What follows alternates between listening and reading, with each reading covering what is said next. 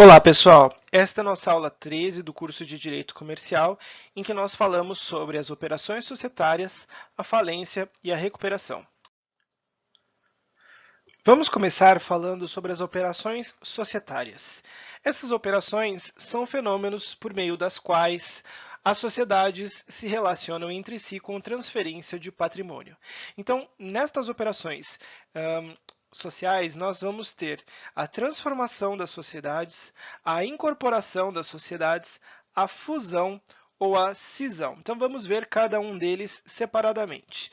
A transformação é um fenômeno que envolve, na verdade, a sociedade, mas ela está mudando de tipo societário. Nós vimos ao longo do curso que existem vários tipos de sociedade. Tem sociedade anônima, tem sociedade limitada, mas também tem sociedade em comandita simples, sociedade em comandita por ações, tem o empresário individual, tem a EIRELI, então tem diferentes tipos de sociedade. Então, na verdade, esta operação de transformação é aquela operação em que uma sociedade se transforma em outra, sem que isso dependa da sua dissolução ou liquidação. Ou seja, eu posso transformar a minha sociedade que tinha um tipo em uma sociedade de outro tipo, sem ter que necessariamente encerrar o meu negócio e começá-lo novamente. Eu só transformo de um tipo para o outro.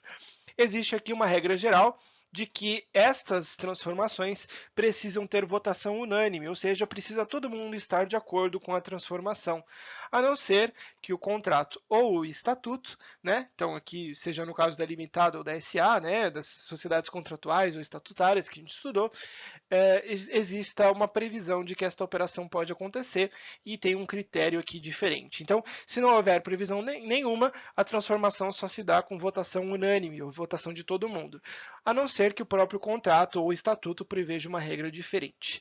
Se aprovada por maioria, então nestas situações, o sócio que estava dissidente, que discordou, possui o direito de se retirar da sociedade. Então, eu fui vencido, meus sócios quiseram fazer uma transformação da nossa limitada em uma sociedade anônima, eu discordei, então agora eu tenho o direito de sair da sociedade, eu pego lá o meu banquinho e saio, né? Eu pego lá o meu patrimônio, a minha parte da sociedade, minha cota, e saio de fininho, tudo bem?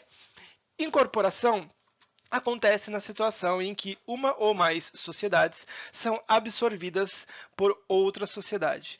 Então, nós temos aqui uma sociedade, eu tenho uma sociedade maior, principal, e esta sociedade principal está incorporando uma sociedade aqui dentro dela. Então, ela vai, no resultado final aqui, não vai ser a formação de uma sociedade nova, já que a sociedade incorporadora sucede à incorporada em todos os direitos e obrigações. Então, o que acontece é que a sociedade que incorporou, ela acaba assumindo tudo em nome da incorporada. Então, eu tinha aqui uma sociedade A e eu tinha uma sociedade B. A sociedade B vai ser incorporada pela sociedade A. Então, aqui ela vai fazer parte agora da sociedade A, ela deixa de existir e tudo continua sendo a sociedade A. Só que agora aqui dentro desta sociedade A, nós temos aquilo que antes era a sociedade B. Tudo bem? Mas a sociedade A continua existindo, a sociedade B deixa de existir e passa agora a fazer parte da sociedade A. Tudo bem? E a sociedade A vai suceder, vai assumir todos os direitos e obrigações da sociedade B. Isso é diferente da situação de fusão, porque na fusão nós temos a união de duas ou mais sociedades para formar uma sociedade nova. E esta sociedade nova é que vai substituir as anteriores nos seus direitos e obrigações. Então nós temos aqui uma sociedade A, nós temos uma sociedade B, e ao contrário do que acontece na incorporação, em que uma delas deixa de existir e a outra sociedade prevalece, nós vamos aqui juntar as duas vão deixar de existir, não tenho mais sociedade A, não tenho mais sociedade B, e como resultado eu vou ter uma única sociedade, que vai ser a reunião das outras duas. Então vai ser a sociedade AB. Por fim, nós temos aqui a situação de cisão, que é uma operação na qual a gente tem a transferência de patrimônio de uma sociedade para outra sociedade, ou então uma sociedade que aqui poderia ser uma sociedade nova que se forma ou uma que já existia.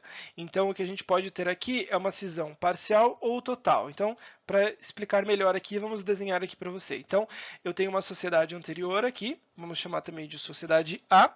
Esta sociedade A, ela pode abrir mão de um pedaço dela, então ela abre mão de um pedaço e vai formar este pedacinho que saiu dela, vai formar aqui uma sociedade B, tá certo? Ou então, pode ser aqui que já existia uma sociedade B, e esta sociedade B vai incorporar só um pedaço da sociedade A. Então, um pedacinho da sociedade A vai sair daqui e vai ingressar na sociedade B. Então, a sociedade B poderia ser uma sociedade que já existia e que incorporou um pedaço da sociedade A, ou pode ser uma sociedade nova que se formou a partir da sociedade A. Não tinha a sociedade B, e aí agora sai um pedaço da sociedade A e forma a sociedade B. Tudo bem? Existe uma outra situação aqui. Isso aqui que nós vimos é uma cisão parcial. Eu poderia ver uma outra situação aqui em que eu tenho a sociedade A. Essa sociedade A vai ser cindida aqui, então ela vai se dividir em vários pequenos pedaços. Então a gente vai ter a sociedade B, a sociedade C e a sociedade D, e a sociedade A aqui deixa de existir. Ela morre e se divide aqui em outras três que sobram no lugar dela. Tudo bem? Aí seria uma cisão total. Esses conceitos aqui são mais teóricos do que práticos, né? Principalmente esses três últimos que a gente viu. Às vezes é muito difícil na prática de diferenciar uma coisa da outra. Mas é importante que você conheça os conceitos básicos, os conceitos mais teóricos, para que você possa justamente ter uma noção geral de como a teoria definiu essas situações. Tá bom? Sabendo que na prática, às vezes, é difícil de diferenciar uma operação da outra. Além das operações societárias, para a gente encerrar o curso, é importante a gente conhecer como as sociedades se encerram. Mas daqui a pouco nós vamos falar sobre a falência, que é um procedimento em que a sociedade é executada judicialmente porque ela não tem dinheiro para pagar todas as suas dívidas. Agora, se esta sociedade não for insolvente, ou seja, não for uma sociedade que não tem patrimônio para pagar todas as suas dívidas, ela não precisa falir, ela pode simplesmente liquidar o seu patrimônio e encerrar as suas atividades. E é isso que nós vemos nos regimes de dissolução das sociedades. Então, na falência, nós teremos, como nós vamos ver daqui a pouco, um devedor que é insolvente, um devedor que não tem patrimônio. Aqui nos regimes de dissolução, nós temos um devedor que é solvente. Então, ele vai liquidar as suas obrigações, vai pagar os seus credores e vai encerrar as suas atividades. Lembrando que é preciso sempre primeiro liquidar, né? Eu tenho que me desfazer do meu ativo, eu tenho que pagar as minhas obrigações com terceiros e com os sócios, para que daí eu possa encerrar a atividade, né? Então, aquela coisa como a gente fala, dar baixa na empresa. Então, para dar baixa numa empresa, primeiro eu tenho que me desfazer do patrimônio dela. Você que é contador sabe muito bem disso. O patrimônio precisa ter uma entidade que vai titularizar, que vai representar aquele patrimônio. Eu não posso ter um patrimônio sem ninguém, né? Então, é preciso que os credores recebam, né, os terceiros com os quais a entidade tem as suas obrigações. Ela vai ter que desfazer as suas obrigações com esses terceiros, vai ter que cumprir estas obrigações, e os bens que ela tem em nome próprio, né, ou seja, os bens e direitos que ela tem no ativo dela, ela também precisa de se desfazer, justamente porque esse ativo não pode ser um ativo sem dono. Então, ela vai ter que também se desfazer disso. E aí, só depois é que você dá a tal da baixa no CNPJ, no registro da empresa e encerra formalmente o funcionamento dela. Então, vamos ver aqui como que acontece esse procedimento. Então, nós temos dois grandes regimes de dissolução. O regime de dissolução das sociedades contratuais, que, como você se lembra, é o caso das limitadas, e os regimes de dissolução das sociedades por ações, as sociedades estatutárias, que é principalmente o caso da SA. Então, nós temos aqui a dissolução total das sociedades contratuais e temos aqui a dissolução parcial das sociedades contratuais. Então, no caso de dissolução total das sociedades contratuais, esse procedimento ocorre nos casos de distrato entre os sócios. Então, distrato é um contrato que desfaz um contrato anterior. Então, eu estou fazendo um contrato para encerrar o nosso contrato. Esse é o distrato. Pode ser uma decisão judicial. Então, aqui a gente tem os sócios quiseram encerrar a empresa, ou então pode ser que um juiz mandou encerrar as atividades daquela empresa por algum motivo, certo? Depois que nós resolvemos encerrar a atividade da empresa, nós teremos que cumprir 3 etapas. Primeiro, nós temos que registrar na junta comercial que nós estamos iniciando a fase de dissolução da empresa. É a partir desse momento que vai aparecer lá no nome da empresa, né, junto lá na junta comercial, vai ter o nome em liquidação. Tá? Então aqui nós temos a segunda etapa aqui, que é inserir no nome da empresa a expressão em liquidação. Então você vai ver a empresa, sei lá, Céu Azul Limitada, e aí ao lado de limitada vai estar escrito assim, tracinho em liquidação. Para que isso? Justamente para que os novos credores da empresa, que vão assumir novas obrigações ali com aquela empresa, saibam que estão assumindo obrigações com uma empresa que está em liquidação e que brevemente irá encerrar as suas atividades. Então é uma maneira de você fazer uma gestão de risco, sabendo se vale a pena ou não fazer negócios com aquela empresa. Uma vez que começou o processo de liquidação, vai ser nomeado um liquidante, e o liquidante é a pessoa que vai ser responsável por representar a sociedade e praticar os atos para a liquidação do patrimônio. A figura do liquidante é nesse sentido semelhante à do administrador judicial que nós vamos ver quando estudarmos a falência. Mas então aqui basicamente você pode dizer que o liquidante é a pessoa que vai realizar o ativo e vai se desfazer do patrimônio daquela pessoa jurídica que está encerrando suas atividades. Uma vez que o liquidante praticou os seus atos, você já viu isso também comigo na aula de deliberação dos sócios, os sócios vão ter que aprovar as contas do liquidante e o encerramento da sociedade. Então, vamos dar um ok na tarefa do liquidante e vamos dizer que a sociedade está em vias, está em condições de ser encerrada. Só então é que nós vamos dar a chamada baixa, averbando na junta comercial o encerramento das atividades daquela empresa. Isso é o que ocorre quando a empresa está se dissolvendo totalmente, dissolução total da sociedade. Mas a sociedade também pode ter uma dissolução parcial. Em que situação a gente tem uma dissolução parcial? A gente tem dissolução parcial na situação em que a empresa ela não deixa de existir totalmente, mas você viu aqui que a empresa é uma reunião de esforços, né? Nós temos aqui vários sócios que juntam seu capital aqui e formam uma sociedade, né? Então, nesse desenho aqui que eu estou fazendo para você, esse desenho representa o capital da empresa. Então, eu tenho o sócio A, eu tenho o sócio B, eu tenho o sócio C e o sócio D. Os 4 se juntaram, cada um trouxe um pouco de dinheiro e formaram a sociedade. Pode ser que ao longo do tempo, um desses sócios aqui, vamos dizer que o sócio D, desistiu sair. Então, ele vai tirar a sua participação da sociedade e vai embora. E então a sociedade continua com os outros 3 sócios. Então, aqui você viu que o pedaço que o C tinha colocado na empresa, ele está tirando e levando embora, tá certo? Então, isso é o que acontece na dissolução parcial. Então, na dissolução parcial, um sócio descontente sai da sociedade, ou então, digamos que o sócio faleceu, né? Então tem o direito de retirada aqui do sócio, tem a morte do sócio, ou então pode ser que o D ali, no caso que a gente acabou de ver, ele não saiu porque quis ou porque morreu, mas saiu porque foi excluído. Nós brigamos com o D e nós forçamos a saída dele, da empresa. Então, nestas situações em que um dos sócios precisa sair, então o que acontece é que eu não preciso da nomeação de um liquidante justamente porque a sociedade vai continuar funcionando. Eu não preciso seguir todo aquele procedimento que a gente acabou de ver. Então, na verdade, o que eu vou fazer é indicar um perito contábil. Esse perito contábil vai fazer uma apuração dos haveres e vai pagar para aquele sócio que está saindo a parte que a ele lhe cabe, né, na empresa. Então, eu preciso de um perito contábil justamente porque vai ser a pessoa que vai ter condições de dizer qual é a parcela do patrimônio que corresponde àquele sócio. Visto o regime de dissolução das sociedades contratuais, vamos ver agora a dissolução das sociedades que são estatutárias, as sociedades por ações, sociedades anônimas. Então, nós temos também aqui um regime de dissolução total e um regime parcial. Nós já vamos ver que esse parcial aqui é bem excepcional, é uma situação bem específica. Mas vamos ver aqui.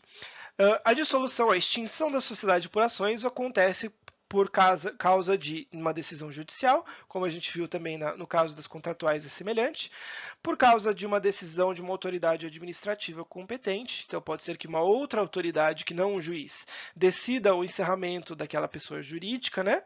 Ou então o encerramento aqui de pleno direito, nos casos que estão previstos no Estatuto ou que foram decididos pela Assembleia Geral.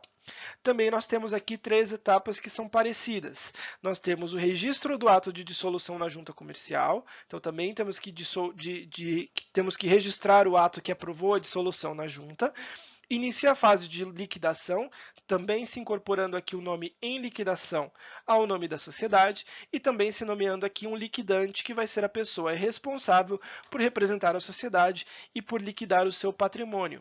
Tá certo? Aqui, a grande diferença que nós vamos ter em relação ao que nós vimos agora há pouco é que na lei existem regras específicas para a liquidação das sociedades anônimas que dependem de autorização da Assembleia Geral. Então isso aqui, se for um tema que você vai se aprofundar, você vai ver que existe uma série de exigências específicas para a aprovação dos trabalhos aqui do liquidante e da determinação da fase de liquidação que estão previstos na lei das SA. O que você precisa saber agora, nesta fase aqui do nosso estudo, é que esse procedimento, a sua aprovação é um pouco mais rigorosa na sociedade anônima do que é na sociedade limitada. E por fim, nós temos aqui a aprovação das contas do liquidante. Você viu que lá na sociedade limitada, aquela aprovação acontece no encerramento das atividades do liquidante. Aqui, no caso das sociedades anônimas, existe uma previsão de uma prestação de contas semestral. E aí, todas essas contas são aprovadas a cada 6 meses. Mesmo se a decisão for, mesmo que não seja a liquidação final, tá certo? E no caso aqui, se a dissolução for judicial, a Assembleia Geral vai ser presidida pelo juiz. Então, se foi o juiz que determinou a liquidação da sociedade anônima, será o juiz que irá presidir a sessão da Assembleia Geral, que vai aprovar as contas do liquidante. Nós temos aqui também um regime de liquidação parcial das sociedades por ações, mas aqui é preciso que você tome cuidado. Você deve se lembrar que nós discutimos que as sociedades limitadas são sociedades de pessoas. Então, nós vimos que se um dos sócios quiser sair da empresa, ele sai levando o seu pedaço da empresa junto dele. Nas sociedades estatutárias, como é o caso das sociedades anônimas, nós temos as sociedades de capitais. Então, para entrar ou sair da empresa, basta que você compre ou que você venda a sua participação do capital. Você não precisa de autorização dos sócios para entrar e nem de autorização dos sócios para sair. Portanto, se um sócio descontente quer sair de uma sociedade por ações, ele não precisa fazer uma liquidação parcial. Basta a ele vender aquelas ações no mercado para outra pessoa que esteja interessada. Você faz isso do seu celular, de casa, você faz isso do banheiro, se você quiser. Não tem nenhum procedimento, é só você dar uma ordem de venda e vendeu. Pronto, acabou. Não é um procedimento rigoroso como é na saída de um sócio numa sociedade limitada, tá certo? Agora, você se lembra que nós temos sociedades anônimas que são abertas e temos sociedades anônimas que são fechadas. Então, esta situação que nós acabamos de ver, só é possível a dissolução parcial nas sociedades anônimas fechadas, em que nestas situações aqui nós tenhamos uma dificuldade um pouco maior de fazer a venda das ações, não posso vender no mercado. Então, só posso falar em dissolução parcial das sociedades anônimas se for aqui uma sociedade anônima fechada. Então, você consegue perceber que uma sociedade anônima fechada é parecida com uma sociedade limitada, nesse sentido.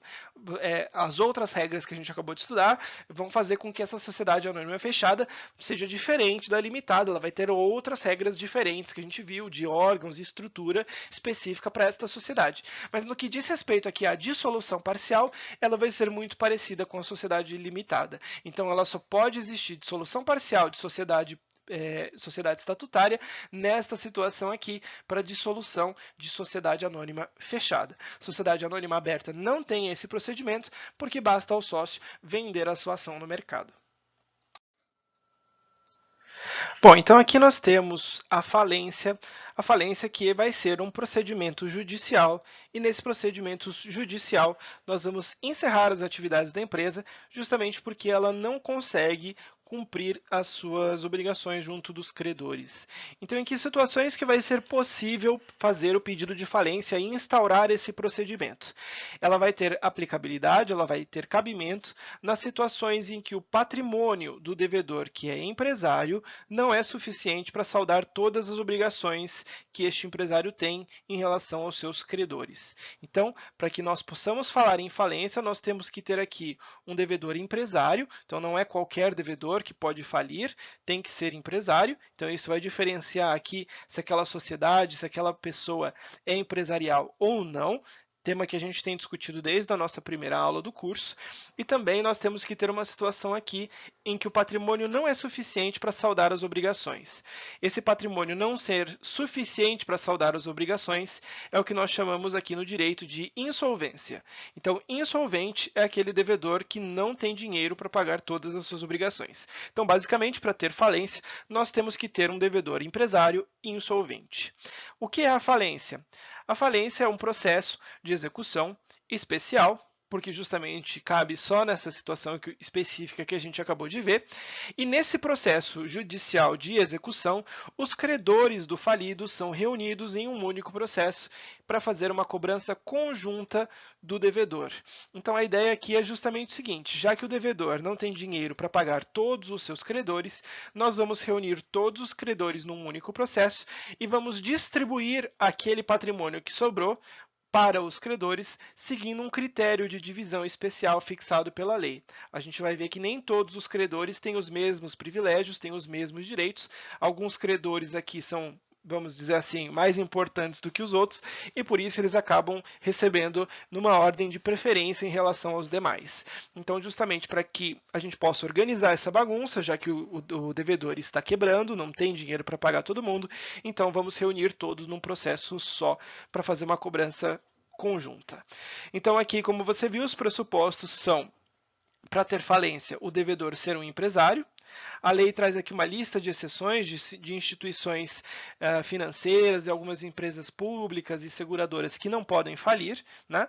Então, por exemplo, se você tiver uma empresa pública, tipo, enfim, essas empresas que a gente vê de estatais, né? Enfim, sociedades anônimas de economia mista e tal, Petrobras, Caixa, Banco do Brasil, que são algumas delas até instituições financeiras, não podem se sujeitar à falência.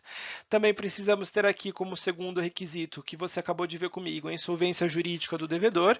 Então, o devedor não pode ter condições de pagar as suas contas, né? Isso aqui é uma insolvência jurídica, porque ela precisa estar demonstrada, enfim, em documentos jurídicos, não é uma insolvência temporária, não é uma questão financeira temporária, precisa ser uma insolvência já demonstrada, né? Os devedores já tentaram cobrar, não conseguiram e configuraram esse estado de insolvência. E nós temos aqui uma sentença declaratória de falência e justamente aqui o juiz precisa declarar a falência da empresa antes que os bens dela comecem a ser divididos pelos seus credores.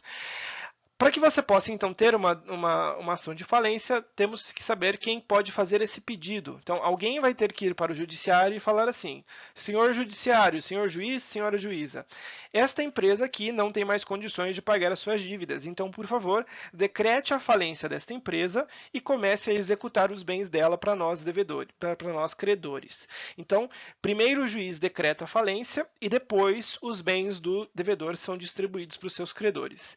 E quem pode fazer esse pedido para o senhor juiz, a senhora juíza? Quem pode chegar para o juiz e pedir a falência?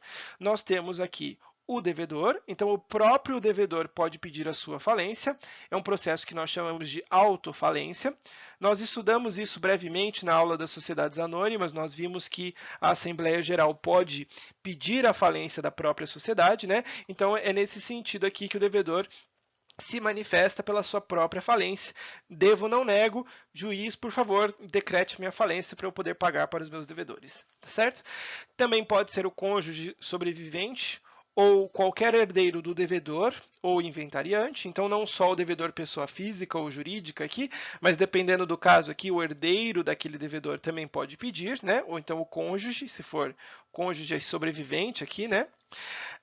Nós também temos o cotista ou acionista do devedor na forma da lei ou no ato constitutivo, ou então qualquer credor, certo? Então aqui o próprio devedor, os seus acionistas ou cotistas, os seus herdeiros, ou então qualquer devedor, qualquer credor pode pedir a falência. Então, se você tem uma dívida comigo, eu sou o seu credor, posso eu ir ao judiciário pedir a sua falência. E aí o judiciário vai ver se estão presentes os requisitos para decretar a sua falência ou não. Por isso que nós temos aqui dois momentos diferentes, duas fases principais no processo de falência. Nós temos a fase pré-falimentar, que é o momento antes de o juiz decretar a falência, e depois nós temos a chamada fase falimentar, que é depois que o juiz decretou a falência, e vai ser justamente nesta segunda fase, na fase falimentar, que nós vamos distribuir os patrimônios aqui, o patrimônio do devedor com os seus credores. Então, primeiro ponto, fase falimentar. O juiz reconhece que a empresa faliu e diz, a partir de agora, esta empresa está falida, está morrida, está quebrada, né?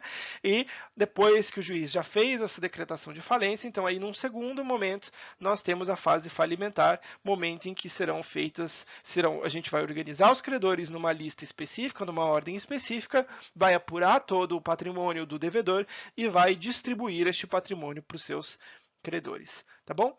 Logicamente, neste primeiro momento aqui, nesta fase pré-falimentar, o juiz vai ver se os requisitos para decretar a falência estão presentes ou não. Nesse momento, o devedor que vai ser falido tem a oportunidade de se defender. Ele pode justificar ao juiz por que ele não acredita que deve ser falido. Né? E o juiz vai receber essa defesa junto do pedido de falência e vai julgar aquele pedido numa sentença que nós chamamos de sentença declaratória de falência. Então, na sentença declaratória, o juiz basicamente diz: declaro o devedor falido ou declaro que o devedor não faliu. E aí, a partir daí que nós começamos a segunda fase. Tá bom? Então, a ideia aqui é importante que você lembre que, além de ter o pedido de falência, o devedor tem direito de se defender também. Quais são os efeitos da decretação de falência? Ou ainda, quais são os efeitos da decisão do juiz que vai dizer, que vai afirmar que o devedor faliu? Ou seja, aquela decisão que eu acabei de falar para você, que encerra a fase pré-falimentar e inicia, na sequência, a fase falimentar, que é a da distribuição dos bens. Então, o que faz essa sentença? Essa sentença aqui, que forma o estado de falência do devedor, tem uma série de efeitos, não somente em relação a ele, devedor, mas também em relação aos seus bens e obrigações. Então, nós temos aqui como efeitos, primeiro, a dissolução da sociedade. Então, com a decisão da falência, a sociedade é dissolvida, ela é encerrada. Então, há o encerramento da atividade empresarial com a liquidação do patrimônio para o pagamento dos credores. Então, a empresa vai acabar, vai fechar, vai morrer, e é a partir daí que nós dizemos, que nós começamos a chamar o falido não mais de empresa, não mais de pessoa jurídica, mas de massa falida, né? Então, massa falida porque morreu, não existe mais, agora temos uns bens que sobraram e esses bens vão ter que ser administrados por alguém. Então, continua se administrando a atividade da empresa, mas não mais como empresa em si, não mais como sociedade, né, autônoma e tal, mas como uma massa falida que inclusive vai ter que prestar contas para os seus credores e para o judiciário.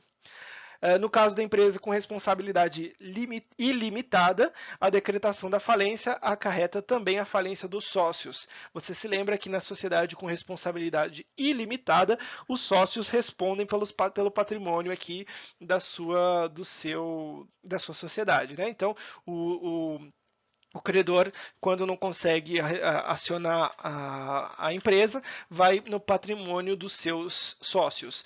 Nas empresas que não têm essa responsabilidade ilimitada, então cabe ao juízo da falência, ao juiz que está conduzindo o caso, verificar se existe alguma punição que ele vai aplicar para os sócios,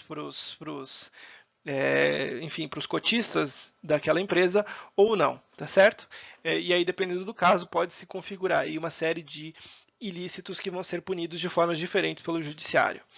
Além disso, os empresários que estavam conduzindo aquela sociedade recebem aqui também um segundo efeito, que é a inabilitação empresarial.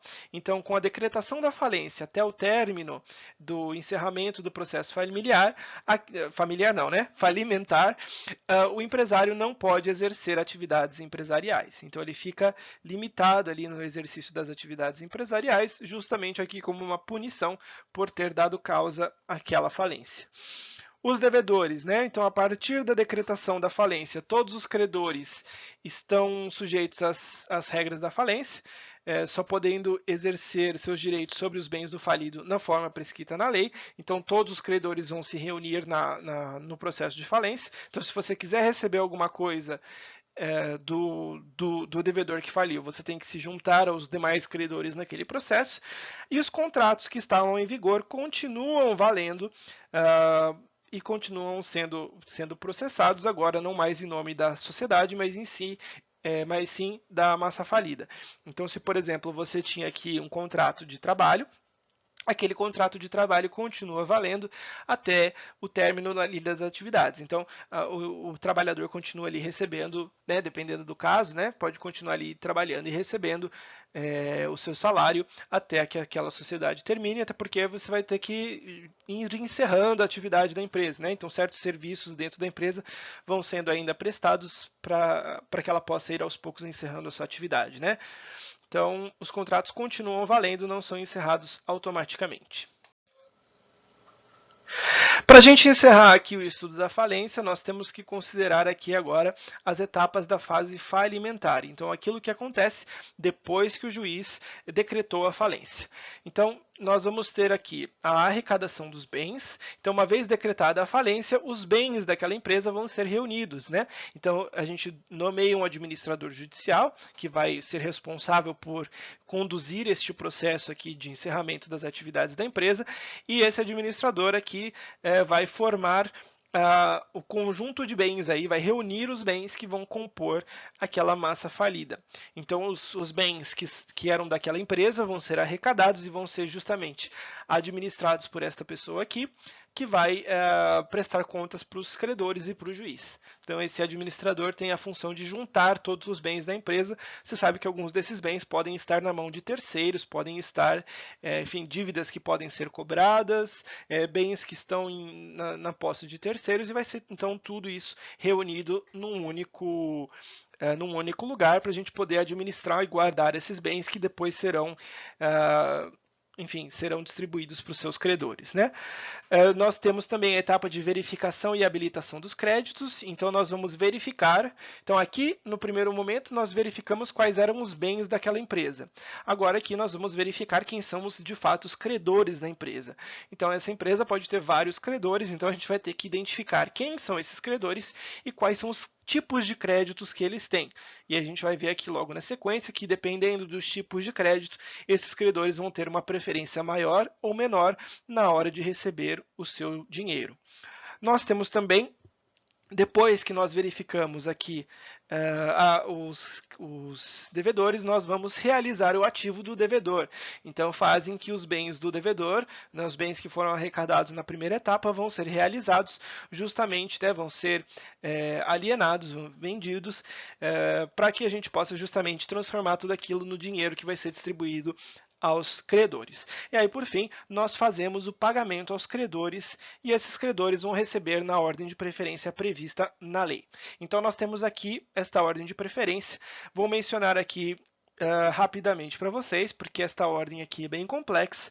Nós estamos aqui tendo uma visão geral da falência, mas não se preocupe em decorar esta ordem. É importante que você lembre principalmente dos pontos que eu vou ressaltar para você. Então, não se preocupe em decorar tudo que está aqui nesta lista. O que é importante você saber? No primeiro lugar, a primeira pessoa que recebe aqui vão ser os empregados. Então, são os créditos derivados da legislação do trabalho. São os empregados lá, seletistas, né? Eles vão receber um limite máximo de 150 salários mínimos por trabalhador. Então, esse é o limite máximo que a lei permite para que cada trabalhador receba dos seus haveres, tá bom? Justamente porque aqui a empresa vai ter vários vários trabalhadores, então ela estabelece um limite para que todos eles consigam receber. Se não tivesse limite, né, a gente poderia ter aqui um trabalhador com uma indenização muito grande, que recebe um monte de dinheiro, e aí, eventualmente, não dá para pagar todos os trabalhadores. Então, a gente tem um limite máximo aqui de 150 salários mínimos para cada um. Além disso, se tiver aqui um acidente de trabalho, então se for uma questão específica acidentária, né, de acidente de trabalho, aí então não tem mais esse limite e aí vai ser no valor total do eventual dano que foi causado e que está sendo indenizado aí. Na sequência, nós vamos ver que recebem as pessoas que têm créditos com garantia real. Crédito com garantia real é aquele crédito que tem uma garantia em um bem, uma coisa. Nós temos dois grandes grupos de garantias. Garantias pessoais, que é uma pessoa que está garantindo a dívida de outra pessoa. É o que acontece lá no caso que a gente vê bastante, né? No caso do fiador. Então você faz um contrato e aí você chama uma outra pessoa para garantir aquele contrato. Então se você não conseguir pagar, o fiador paga no seu lugar. Isso é uma garantia pessoal. E nós também temos garantia real, quando você dá um objeto, pode ser um bem móvel, pode ser um bem imóvel como garantia. Então eu posso te dar um apartamento, né, o meu imóvel, como garantia de que eu vou pagar a dívida com você. Esses credores com garantia real, né, que tem como uma garantia uma coisa, um bem, são os segundos que recebem na ordem aqui de credores, né? E olha só que interessante, só aqui na terceira posição é que nós temos os créditos tributários. Então muita gente acha que o fisco é o primeiro que recebe na falência, quando na verdade não é assim. O fisco está aqui na terceira posição, os créditos tributários são os terceiros na ordem de classificação dos credores na falência. E você vê aqui que este crédito tributário não inclui as multas tributárias. As multas tributárias não estão aqui na terceira posição, mas só lá na sétima posição, que são as multas tributárias aqui, que vão junto com as outras multas contratuais. E aí depois a gente tem uma série de outros credores aqui, quando finalmente nós chegamos nos últimos créditos aqui, os créditos subordinados, tá bom? Além disso, nós podemos ter durante a execução da falência a empresa, como eu falei para você, ela continua funcionando em algumas áreas. Então é possível que durante a falência certas obrigações vão surgindo. Estas obrigações que surgem durante a falência não entram nesta ordem de classificação e são pagas aqui prioritariamente. Então são os créditos que nós chamamos de extraconcursais. Então eu vou te dar um exemplo aqui. Imagina que a empresa, durante o período que está falida, ela continua funcionando, continua operando e obviamente vai ter novos impostos que vão surgindo e que ela precisa pagar. Esses impostos que continuam surgindo depois da falência são pagos com prioridade aos demais, a todos os outros créditos, porque são créditos aqui extraconcursais que não entram no concurso, não entram aqui nesta ordem de classificação. Se eventualmente aqui um outro fornecedor ou então um outro empregado continuar prestando serviços, esses serviços que continuam sendo prestados também são extraconcursais. Então, a ideia aqui é que só entra no concurso aquilo que a empresa devia no momento em que ela faliu. Todas as outras dívidas que ela continuar assumindo depois de falida são pagas em preferência a todas as outras, né? Porque não entram aqui no concurso. Para encerrar, o último ponto que nós temos que discutir é o ponto da recuperação judicial. A recuperação judicial foi criada pela Lei 11.101 de 2005, que é a atual Lei de Falências também, é a Lei de Falências e Recuperação Judicial, e o objetivo desta recuperação é permitir uma participação dos credores na tentativa de superação de uma crise do devedor, tá certo? Preservando o interesse dos credores e também o interesse da empresa. Este procedimento é relativamente novo, então ele surgiu em 2005, não é tão antigo, e ele substituiu a antiga concordata. Por isso, tome sempre cuidado, concordata não existe mais. Às vezes a gente ainda vê as pessoas falando em concordata, mas concordata, você agora já sabe, não existe mais. Se você pegar uma lei e esta lei estiver falando concordata, você vai entender que esta lei está desatualizada e você deve ler, no lugar da palavra concordata, você deve ler como se ali estivesse escrito recuperação judicial. Então você pode ver, por exemplo, um exemplo que eu vou te citar aqui é o CTN. O CTN, o Código Tributário Nacional, está desatualizado. O CTN, em alguns pontos, fala em concordata. O CTN é uma lei de 1966. E você viu que a recuperação judicial só surgiu em 2005. Então, no CTN, quando você estiver trabalhando com legislação tributária, bateu o olho e viu concordata, você já sabe que você deve considerar que ali está escrito recuperação judicial. Então, a recuperação judicial, vamos entender aqui a diferença dela em relação à falência. Na falência, nós temos uma empresa que não tem como pagar as suas contas, que justamente está insolvente, e por isso a única alternativa que nós temos é matar aquela empresa, encerrar a atividade dela e distribuir o que sobrar dela para os seus credores. A ideia aqui é que a gente tem que criar um mecanismo intermediário, numa situação em que a empresa já está numa situação grave, porque ela está em crise, ela não está numa situação normal, ela está indo na direção de uma falência, só que antes dela falir, nós vamos tentar impedir que aquela empresa venha, né, a quebrar. Então a gente vai tentar impedir que a sua crise seja irreversível. Então, para que eu possa ter recuperação judicial, eu tenho que estar numa situação em que a crise ainda não é irreversível.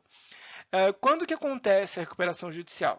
Acontece depois que um credor pode ser feita antes de um credor pedir a falência, mas também depois. Então pode ser que o juiz, ao receber lá o pedido de falência, acabe preferindo, né, negociar lá com o devedor, com os credores e reconhecer um pedido de recuperação judicial. Ou então pode ser que a recuperação judicial já se dê antes mesmo que um credor venha a chiar, então a empresa já vai se antecipando e já pede de início a recuperação judicial. Para que alguém possa pedir a recuperação judicial, então a empresa que vai pedir a recuperação tem que existir há pelo menos 2 anos. Uma empresa recém-nascida não pode pedir recuperação, né? Então a ideia é que se você com menos de 2 anos já está pedindo água, então melhor falir de uma vez, não tem como recuperar, né? A sociedade tem que estar em situação regular, então você lembra, né? Não posso estar lá sem ter registrado meus atos direitinho na junta, né? E ter regularizado a formação da minha sociedade. E também eu não posso ter sido beneficiado com outra recuperação judicial nos últimos 5 anos, tá bom? Ou então 8 anos se for empresa de pequeno porte e microempresa. Então aqui a ideia é que se eu já tiver pedido recuperação judicial nos últimos anos, 5 anos na regra geral, ou 8 anos nas empresas de pequeno porte e microempresas, então não posso pedir de novo, porque se eu estou precisando pedir de novo num prazo tão curto, mesma coisa, melhor falir de uma vez.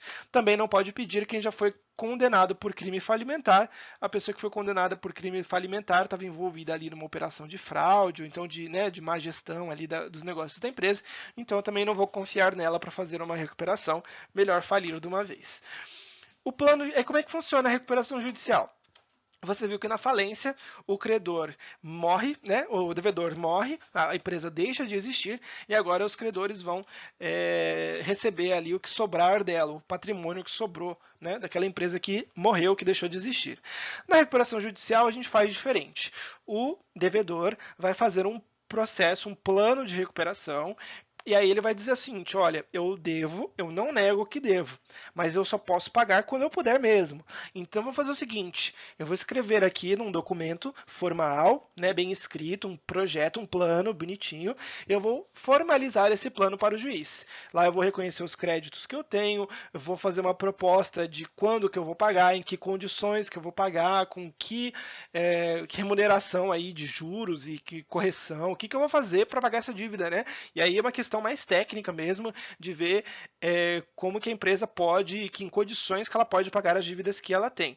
Então, a empresa faz um pedido de recuperação, como é um pedido judicial, esta recuperação é feita pelo juiz, né? Então eu vou protocolar lá no judiciário com os meus advogados lá um pedido, falando, senhor juiz, estou aqui reconhecendo que tenho dívidas, segue aqui o meu plano de recuperação, tá? Então eu tenho um prazo de 6 dias do dia que eu estou pedindo lá, que eu fiz o protocolo da inicial, eu tenho 6 dias para apresentar o plano. Então eu apresento o pedido de recuperação e eu tenho um prazo de 6 dias daquela data para apresentar o plano finalizado de recuperação judicial.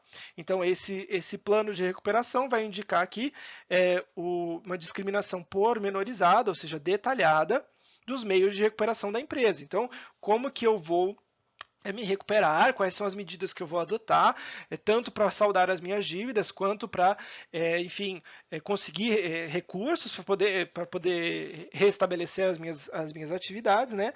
Eu vou ter que ter todo um estudo aí demonstrando a viabilidade econômica, financeira, para que eu possa justamente fazer esse procedimento.